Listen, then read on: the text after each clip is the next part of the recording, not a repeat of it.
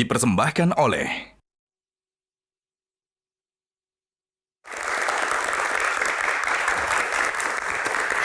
Kembali di Q&A masih bersama bintang tamu kita, Rifat Sungkar. Nah, kita pilih box lagi. Mas Rifat, pilih box nomor berapa kali ini?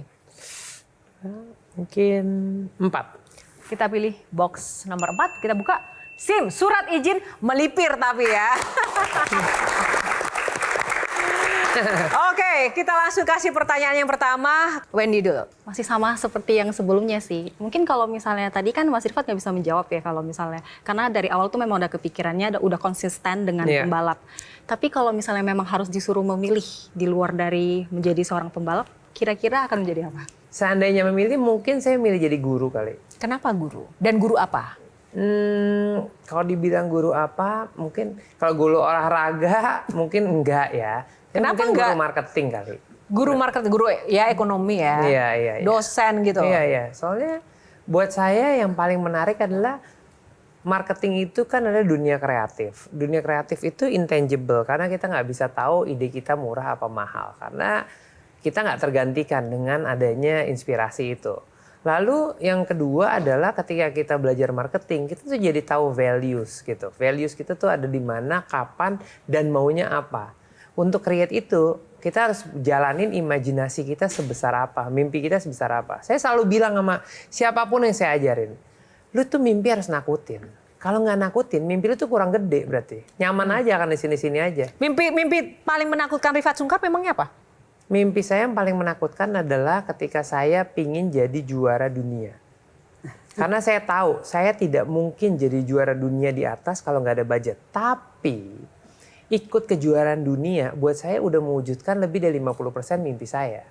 Jadi kalau mimpi di sini, mimpi itu nggak banyak, hampir nggak mungkin kejadian 100%. Mimpi bulan dapatnya pohon kelapa, mimpi pohon kelapa dapatnya pohon toge. Jadi mimpi yang gede. Alhamdulillah saya pernah ikut kejuaraan dunia dan saya juara 1 di salah satu kelas di kejuaraan dunia. Jadi buat saya cukup, hampir sampai.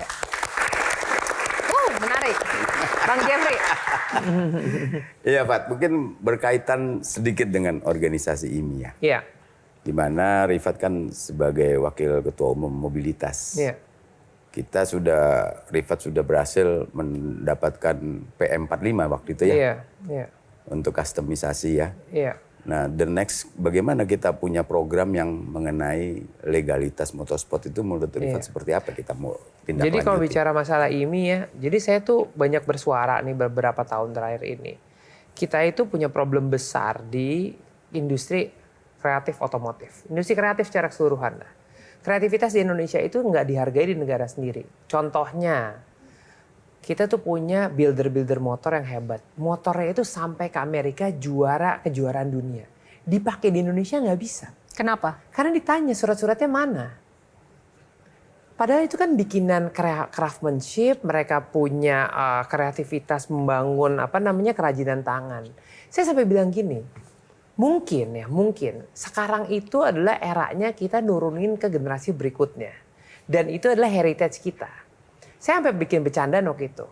Pernah lihat Candi Borobudur kan? Pernah. Ada IMB-nya nggak? Ada. Kenapa nggak dibongkar? Ya kan? Itu pertanyaan konyol tapi nyambung. Karena itu adalah budayanya Indonesia masa itu. Masa kini Indonesia itu udah berkembang. Kita tuh punya kreativitas dunia otomotif yang gede. Tapi gimana caranya kita menghormati kreativitas itu? Sampai akhirnya Undang-Undang Custom 4 tahun saya bikin jadi. Sehingga builder-builder ini sekarang udah bisa bersuara. Nah bicara sama yang tadi Pak Jeffrey bilang. Apa sih yang mau saya kontribusiin ke negara kita untuk prestasi olahraga? Sekarang kita punya sirkuit Mandalika, benar kan? Iya. Sirkuit Mandalika MotoGP dong. Iya kan? Balapan paling besar motor di Indonesia. Itu kan motor 150 cc. Pernah mikir nggak? Kelas 200, 250, 400, 600, 1000, Moto2, Moto3, ada nggak di Indonesia? Nggak ada. Karena nggak pernah dipikirin ngisinya gimana. Ini F1, ini balapan di Sentul, kelas 1500 cc.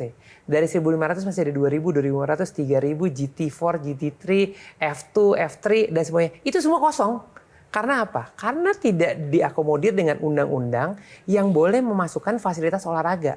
Nah, justru yang menarik dari pernyataan Mas Rifat menjawab pertanyaan Bang Jeffrey tadi bukan masalah kontennya ya, tapi melihat apakah cukup kemudian bersuara melalui IMI saja, kenapa nggak jadi anggota dewan, politisi, atau pengambil kebijakan kan biar bisa mengubah undang-undang itu. Tertarik nggak? 45 saya rubah undang-undang dengan IMI.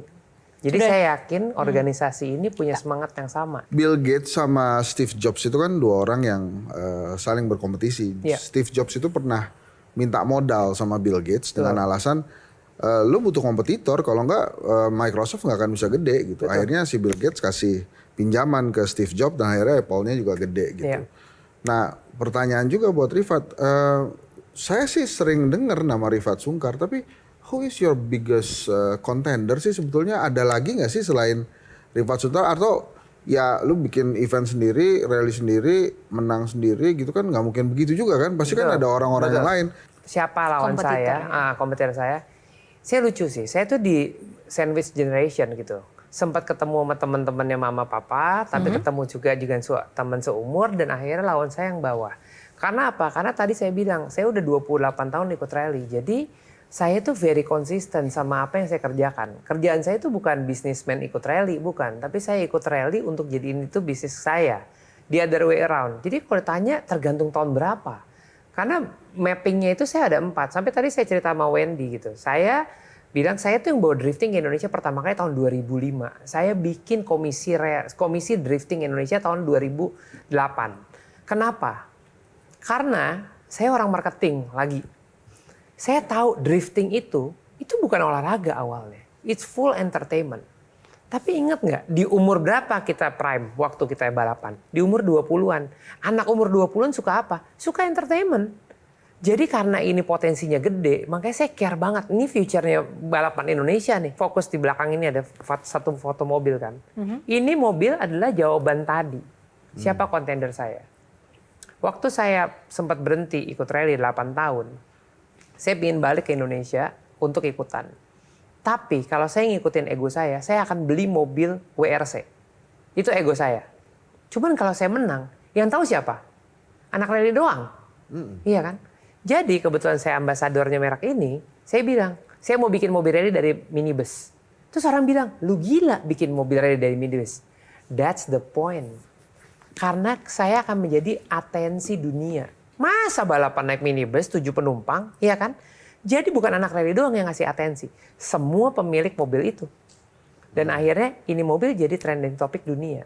Ketika mobil ini gede, saya colek merek sebelah. Emang nggak mau lawan gua? Tuh ada pembalap hebat kok, satu lagi. Sewa dong dia. Udah, jadi saya dan dia berkompetisi. Akhirnya bukan saya dan dia berkompetisi. Merek sama merek berkompetisi. Ketika merek sama merek berkompetisi, coba apa yang dilakukan sama mereka? Perang marketing kan? Ujungnya yang populer apa? Pembalap ya. Oke. Karena sering diliput sama media. Itu ngerti ya. Satu pertanyaan lagi boleh? Aduh, kayak Enggak, saya mau nanya ke tante nih. oke, sekarang ke karena udah ini udah super clear ya dari ini ya Tante, anaknya. kalau cucu-cucunya jadi pembalap, boleh nggak? Boleh aja. Kebetulan cucu saya 9 sekarang. Pembalap semua? Enggak. Itu gimana ketemunya tante kalau pembalap semua? Kan Kenceng ngebut semua semua. tuh. Susah. Cucunya 9. Kebetulan anaknya Rifat 1 senang balap. Kemudian 3 yang dari Rizal. Jadi 4. 3 atau 4. Jadi semuanya. Dan saya ikut support sampai sekarang kalau mereka balap, mereka pergi ke sirkuit dan lain-lain. Tetap saya ikutin seperti dulu halnya waktu Rifat kecil. Kalau dari sisi seorang mama, ada nggak yang ditanyakan seorang ibu Ria Sungkar ke putranya Rifat Sungkar? Ya, dengan dunia otomotif sekarang memang fullnya kamu itu kan ke situ. Kemudian apa sebetulnya yang kamu pingin dari kamu dengan apa yang kamu kerjain sekarang, terutama di dunia otomotif ini, dunia otosport ini. Honestly saya udah nggak mau balapan lagi sih. Itu yang Honestly. saya bilang.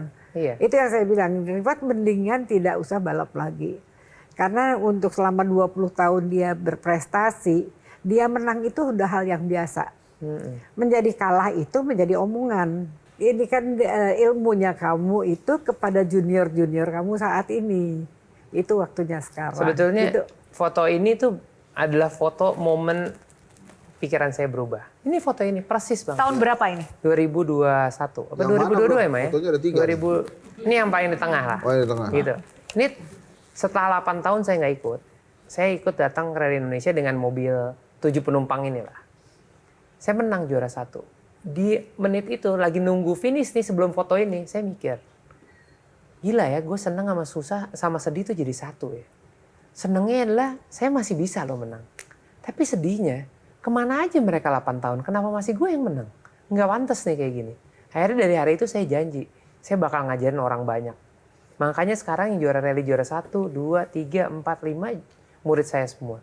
Dan saya sekarang lagi fokus. Dan sekarang saya lagi fokus juga mengembangkan driver-driver perempuan. Kenapa? Suka nggak suka. Konsep yang lagi diikutin sama Wendy, WDC, Women Drift Challenge, itu merubah persepsi balapan Indonesia. Awareness mereka tinggi banget. Ada satu orang juga di rally yang saya lagi create supaya ini perempuan umur 20-23 tahun bisa jadi Rifat Sungkar berikutnya. Nah, kalau saya nggak tahu dia ngetutupin pintu ntar di rumah. Siapa? Namanya siapa? Jelajahi cara baru mendapatkan informasi. Download Metro TV Extend sekarang.